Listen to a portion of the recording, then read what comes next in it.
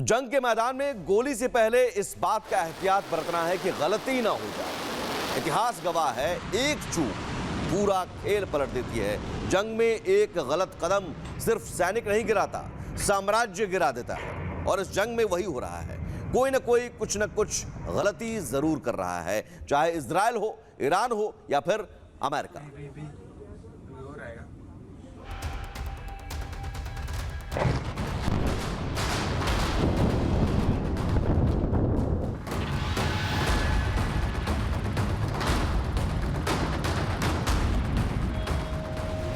28 फरवरी को अमेरिका ने इजराइल के साथ मिलकर ईरान पर हमले शुरू तो कर दिए थे, लेकिन अमेरिका को खुद भी नहीं पता था कि ईरान बदले की कार्रवाई में मिडिल ईस्ट में कुर्स के अड्डों को खंडहर कर देगा।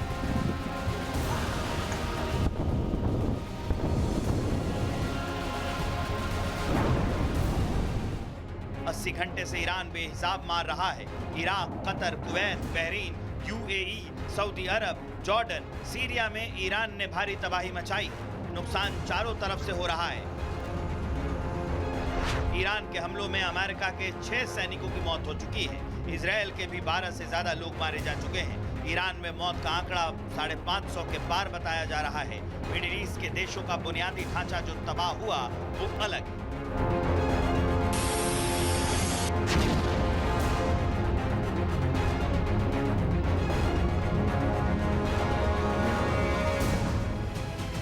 अरब देशों की तबाही तो दुनिया देख रही है, लेकिन सवाल यह है कि ये तबाही किसकी वजह से हुई।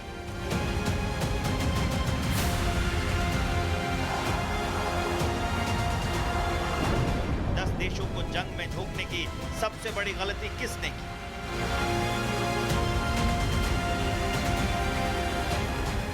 कूटनीति को छोड़कर अमेरिका ने युद्ध नीति क्यों अपनाई?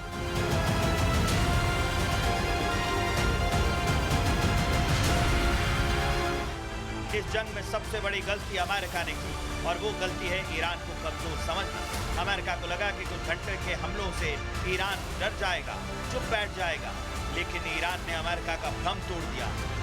दूसरी बड़ी गलती ईरान ने की। दरअसल युद्ध से पहले संकट को टालने के लिए अमेरिका और ईरान के बीच ओमान की मध्यस्थता में जिनेवा में वार्ता हुई।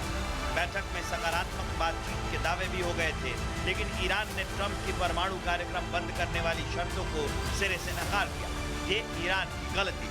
मध्य पूर्व में युद्ध की चिंगारी भड़काने में हमास और हिजबुल्लाह की भूमिका को भी बड़ी गलती के तौर पर देखा जा रहा है। दरअसल ईरान पर हमेशा हमास और हिजबुल्लाह की मदद का आरोप लगता रहा है। अगर ईरान इन समूहों की रसद रोक देता तो शायद जंग के हालात न बदले। मिडिल ईस्ट को सुलगाने में गलती जॉर्डन, सऊदी अरब और यूएई की भी है।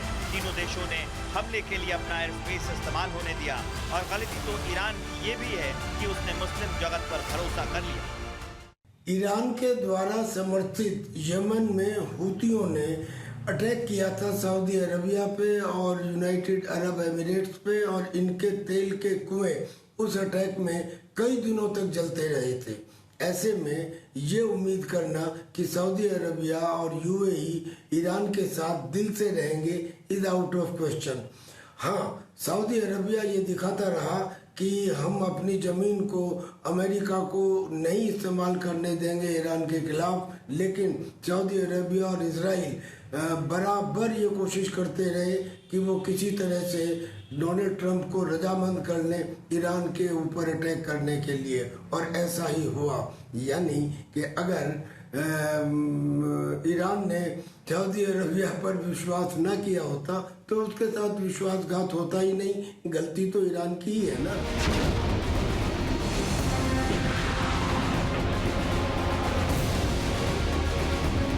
फिलहाल ईरान का भरोसा तो टूट चुका है, लेकिन अपने सर्वोच्च नेता को खोने के बावजूद ईरान मैदान में टिका हुआ है, अपने अस्तित्व के लिए लड़ रहा है।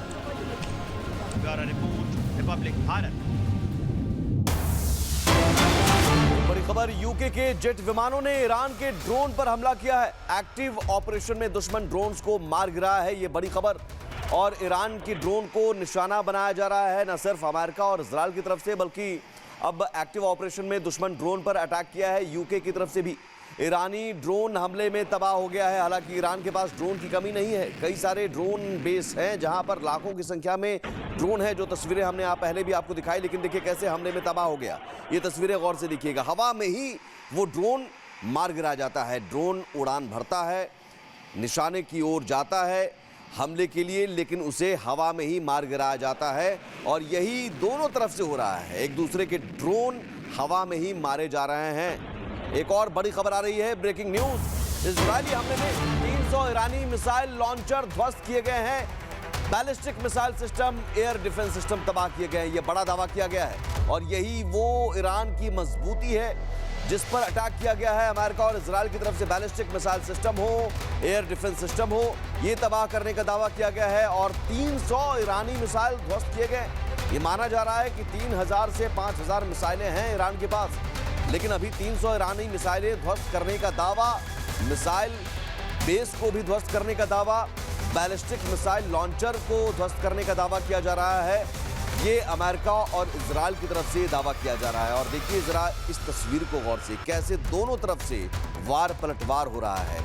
अब उस तस्वीर को देखिए जो हम बता रहे हैं कि दावा जो किया जा रहा है, मिसाइल बेस को तबाह करने का दावा किया जा रहा है, मिसाइल लॉन्च सिस्टम को तबाह करने का दावा किया जा रहा है, एयर डिफेंस सिस्टम को तबाह करने का दावा किया जा रहा है। और यहाँ से देखिए कैसे इजराइल से ईरान की तरफ, ये ब्लू कलर का जो आप देख रहे हैं इजराइल की तरफ से ईरान की तरफ, और रेड कलर आप देख रहे हैं ईरान की तरफ से इजराइल की तरफ, दोनों तरफ से मिसाइल और ड्रोन अटैक किया जा रहा है।